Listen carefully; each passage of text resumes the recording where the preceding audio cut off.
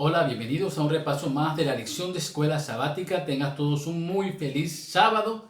Vamos a ver la lección número 5. ¿Cómo se llama? Jesús como el gran maestro. Esta lección es muy interesante. Es más, el autor la dividió en dos partes. Vamos a ver ahora la primera y la semana que viene continuaremos con nuestro estudio. Vamos a ver la pregunta de la semana. Dice de la siguiente manera: ¿qué valores y acciones serían importantes para los maestros y los estudiantes cristianos que se toman en serio la idea de aprender de la encarnación del gran maestro? Estamos enfocándonos en la educación cristiana. Quiero que seamos muy inteligentes al momento de estudiar la lección esta semana. Podemos sacar muchas lecciones, pero el enfoque principal de este trimestre es la educación. Nosotros somos maestros. Algunos son maestros de carrera, son maestros que están frente a un grupo todos los días. Algunos son maestros de escuela sabática, que hay líderes que están escuchando estos temas también. Pero siempre, todas las personas, cuando somos cristianos comprometidos con la obra de Dios de testificar, siempre estamos haciendo una obra de enseñanza. Así que no nos olvidemos que somos maestros también. Y vamos a aprender de ese gran maestro. El versículo de memoria lo encontramos en 2 Corintios 4:6. Dice: porque Dios, que mandó que de las tinieblas resplandeciese la luz, es el que resplandeció en nuestros corazones para iluminación del conocimiento de la gloria de Dios en la faz de la tierra. Este punto central de la lección de esta semana es reconocer a Jesús como un maestro. A Jesús se le mencionaba como rabí. El rabí era un maestro según la cultura judía que había pasado por la escuela de los rabinos, y había alcanzado el nivel máximo de estudios, de tal manera que ahora él podía hacer discípulos que lo acompañaran y transmitir sus conocimientos. Jesús, a diferencia de los demás rabí, él no participó en la escuela de los hebreos.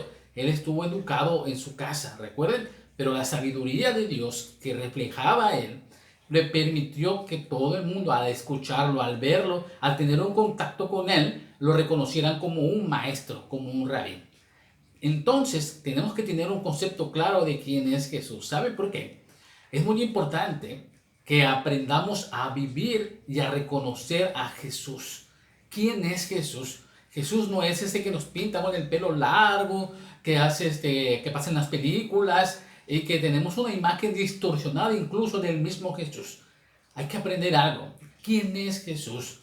¿Qué es Jesús para tu vida? ¿Y qué enseñanzas ha dejado a tu vida? Entonces, durante esta semana aprendimos conceptos muy profundos de Jesús. Por ejemplo, Él nos enseña cómo es Dios. Él nos dio ejemplo de la manera en que debemos de vivir. Él pagó nuestros pecados y nos reconcilió con Dios. Y también nos pidió que perdonáramos así como Él perdonó nuestros pecados. ¿Se dan cuenta? Es una forma muy interesante de acercarnos a Jesús de manera didáctica. Pero vamos a ir paso por paso lo que estudiamos esta semana. Al final de este video, no se lo pierdan, por favor. Tenemos aquí la participación de alguien importante para la pregunta de la semana. Vamos a ver el primer versículo. Lo encontramos en Juan 14:9. Dice: Jesús le dijo: tanto tiempo hace que estoy con vosotros y no me has conocido, Felipe. El que me ha visto a mí, ha visto al Padre. ¿Cómo pues dices tú, muéstranos a el Padre? Felipe había andado muchos años con Jesús, 3 años aproximadamente, y él muestra esta incredulidad al acercarse a Jesús. Quiere que le mostrara al Padre, quiere que le mostrara a Dios.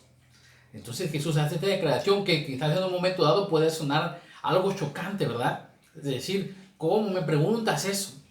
¿Por qué? Porque durante 3 años Felipe no había caído en que estaba frente al mismo Dios, al creador del universo, encarnado en un ser humano llamado Jesús. Estaba en contacto íntimo con Dios. ¿Sí? Cuando vemos en la historia del Antiguo Testamento cómo Dios tuvo que apartarse de la humanidad. Más bien, Dios no se apartó de la humanidad, el hombre se apartó de Dios. Pero él tuvo que cegarse porque en este mundo pecado no puede coexistir lo puro con lo profano. Tenía que haber una separación. El pecado provocó eso, esta separación del hombre con Dios. Entonces, durante muchos siglos, Dios se manifestó de diversas maneras con el pueblo de Israel. Nosotros vimos todos los eventos sobrenaturales que sucedieron cuando los rescató de Egipto, aparte de otros más que registran el Antiguo Testamento. Pero también Dios se acercaba a su humanidad a través de los profetas. Él podía mandar sus mensajes directamente a través de hombres piadosos que eran usados por él para transmitir esa comunicación. En el santuario que se colocó en el antiguo Israel estaba la presencia de Dios también. Así que Dios siempre ha estado buscando a su humanidad. Hasta antes de que viniera Jesús, habían ocurrido varios siglos en los cuales no se había manifestado profeta alguno.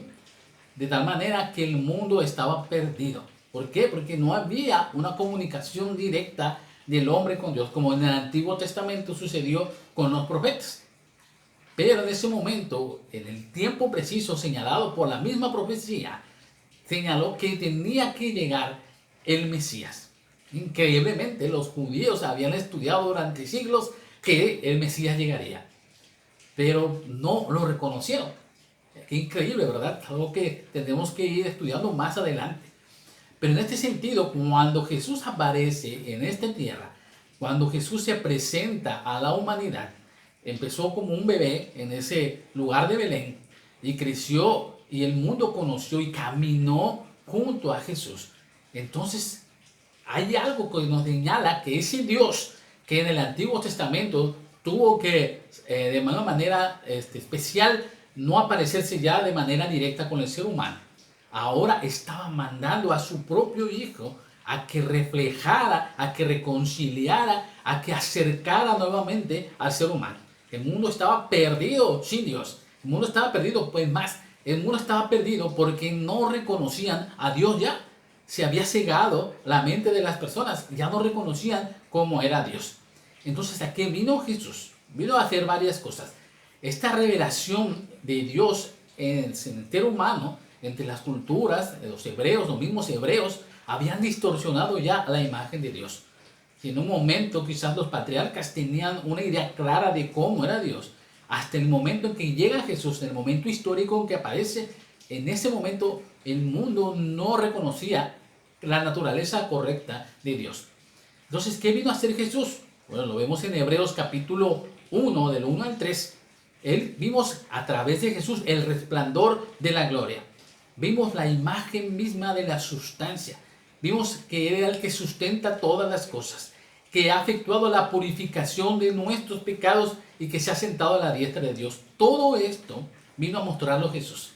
Todo esto vino a mostrar algo que el ser humano había olvidado.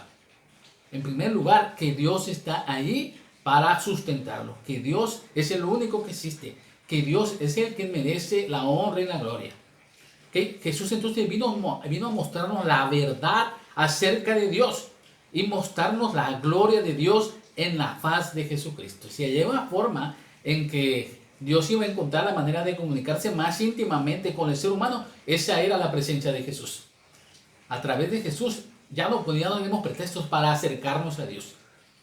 ¿Sí? Que antes habían que hacer ritos especiales para poder perdonar nuestros pecados. Si antes había que pertenecer a un grupo étnico para poder estar dentro del pueblo de Dios, incluso hacer ceremonias especiales para poder ingresar a ese grupo. Si antes esa era la manera en que Dios se comunicaba y permitía de manera muy especial que el hombre se acercara a Él. Ahora, en la persona de Jesucristo, podemos acercarnos a Él de una manera mucho más sencilla, mucho más íntima, mucho más personal. Porque los pasos que dio Jesús, las enseñanzas que dio Jesús, las palabras que pronunció, son de una trascendencia eterna. Y entonces, al estar Jesús en esta tierra, Dios estaba en esta tierra también a través de Él. Es por eso que Él reflejaba su gloria. Entonces Jesús, al momento de estar en esta tierra, de manifestarse, estaba revelando no solamente que Él era Dios, no solamente que Dios te preocupaba por la humanidad, sino cómo era el carácter mismo de Dios. Imagínense, yo no sé si ustedes pueden reflexionar un poco cuando estudiamos la lección de esta manera. Estamos aprendiendo a entrar en la mente de Dios. Algo que en palabras humanas suena increíble. Entender la mente, entrar en la mente de Dios. La lección de esta semana nos mencionaba eso. Entonces, ¿cómo podemos entrar? Bueno, es muy sencillo. Cuando Jesús habla, cuando Jesús hace las cosas, las intenciones de Jesús, estamos viendo las intenciones, las palabras, los deseos del mismo Dios. Entonces, si nosotros queremos saber cómo es Dios, tenemos que aprender cómo es Jesús, porque es algo muy importante. La profecía tiene su lugar, la doctrina tiene su lugar, la mayordomía tiene su lugar, la reforma por salud tiene su lugar en la vida del cristiano. Pero todo eso no tiene significado especial, todo eso no es trascendente si nosotros en estos momentos no hemos aprendido a conocer a Jesús. Porque cuando aprendemos a conocer a Jesús, aprendemos a conocer a Dios. Y cuando conocemos a Dios, entonces todo lo demás que Dios nos pide, lo hacemos de manera natural. La pregunta que debemos hacernos en estos momentos es, así como Felipe había caminado 3 años con Jesús, lo había visto hablar, lo había visto hacer sus milagros, había dormido con él, había comido con él. Ustedes se ponen a pensar cuánto tiempo estuvieron los discípulos con Jesús, cuántas cosas más pudieron platicar con él. Los registros de los evangelios son muy cortos comparado con todo lo que Jesús hizo y todo lo que Jesús dijo. Ahora, póngase en el lugar de Felipe, póngase en el lugar de los discípulos, de cualquiera de los 12. ¿Cuánto pudieron aprender aparte de lo que encontramos en los evangelios? Mucho más. Era una relación mucho más íntima, dice la sierva de Dios, que Juan se recostaba en las piernas de Jesús a escuchar todo lo que él decía. Eran noches enteras escuchando lo que su maestro decía. ¿Te imaginas? Ahora, ¿cuánto tiempo has estado tú con Jesús? ¿Cuánto tiempo has pertenecido al pueblo de Dios? ¿10 años? ¿20 años? ¿30 años? Yo ya cumplí 20 años, ya cumplí la mayoría de edad en la iglesia. Ya llevo más de 20 años bautizado. ¿Cuánto tiempo has estado tú en la iglesia de Dios? Y si has estado ahí, ¿cuánto has conocido a Jesús? ¿Cuánto has reflejado el carácter de Jesús? Al igual que Jesús es la luz del mundo, nosotros somos hechos luces para iluminar al mundo con el conocimiento de su carácter. Escuchen muy bien, nosotros no tenemos la obligación de ir por el mundo hablando únicamente del sábado, de ir por el mundo hablando de las profecías, de los eventos del tiempo del fin, de las últimas plagas postreras.